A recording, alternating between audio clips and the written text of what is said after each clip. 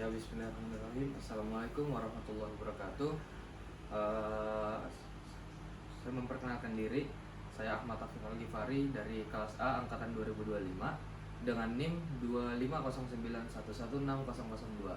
Nah, pada kesempatan kali ini saya akan mempresentasikan tugas dengan mata kuliah Supply Chain Management atau manajemen rantai pasok. Nah, tugas yang saya ambil mengambil tema penerapan supply chain management pada PT Pertamina. Nah, ini untuk daftar isinya, table of content dimulai dari pendahuluan, kemudian ada tinjauan pustaka, kemudian ada metode penelitian, hasil dan pembahasan, kemudian yang terakhir kesimpulan. Oke, lanjut kita ke pendahuluan.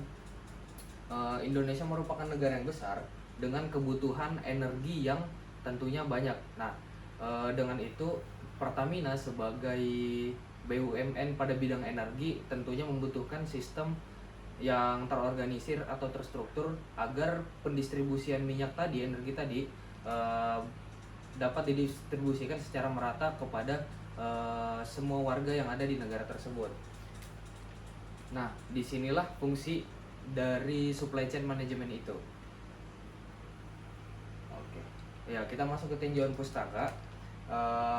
SCM itu sendiri yaitu sistem yang terintegrasi untuk mengelola aliran barang, informasi, dan keuangan dari pemasok hingga konsumen akhir secara efektif. Nah, fungsinya apa? Fungsi utamanya yaitu menghubungkan pemasok, produsen, distributor, dan konsumen dalam satu jaringan yang saling bergantung. Nah, SCM dalam industri energi sendiri meliputi pengadaan minyak mentah, pengolahan di kilang, penyimpanan, transportasi atau distribusi, sampai ke distribusi akhir kepada tangan konsumen. Nah, strategi taktisnya itu dapat melibatkan keputusan terkait lokasi fasilitas, sistem produksi, tingkat persediaan transportasi, dan pasokan. Ya, lanjut ke metode penelitian. Nah, metode penelitian yang kami gunakan di sini adalah pendekatan kualitatif menggunakan metode studi literatur atau systematic literature review atau SLR. Nah, tujuan dari SLR ini sendiri untuk mensintesis bukti ilmiah secara transparan dan objektif guna mengurangi risiko bias. Nah, sumber data dari literatur primer ini kita punya dokumen resmi dari PT Pertamina atau penelitian asli terkait perusahaan. Nah, kemudian yang sekundernya jurnal ilmiah nasional, laporan tahunan industri, dan teori manajemen rantai pasok. Oke, kita masuk ke bagian hasil dan pembahasan. Nah, untuk penerapan SCM atau supply chain management di PT Pertamina tentunya punya fungsi vital, seperti meningkatkan laba melalui penghematan biaya distribusi dan memasukkan aset manusia terampil dalam teknologi tinggi.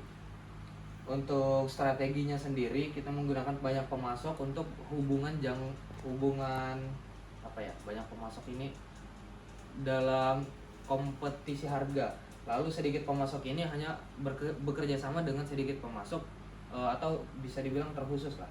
Kemudian integrasi vertikal melalui anak usaha seperti PT Pertamina Hulu Energi untuk menjamin pasokan ini agar tetap stabil.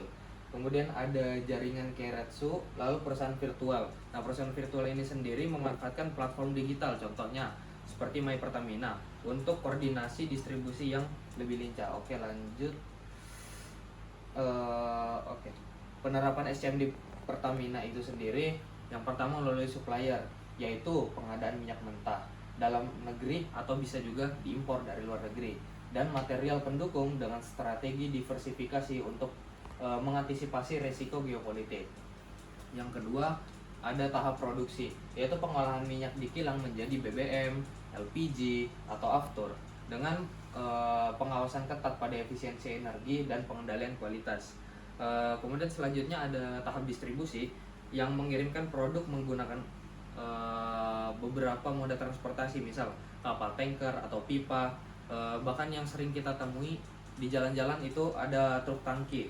Nah, itu tujuannya untuk mengirimkan atau mendistribusikan minyak-minyak mentah tadi, hasil dari produksi tadi ke seluruh Indonesia. Kemudian ada konsumen akhir, yaitu pemanfaatan data penjualan sebagai umpan balik untuk meningkatkan akurasi peramalan permintaan di masa depan.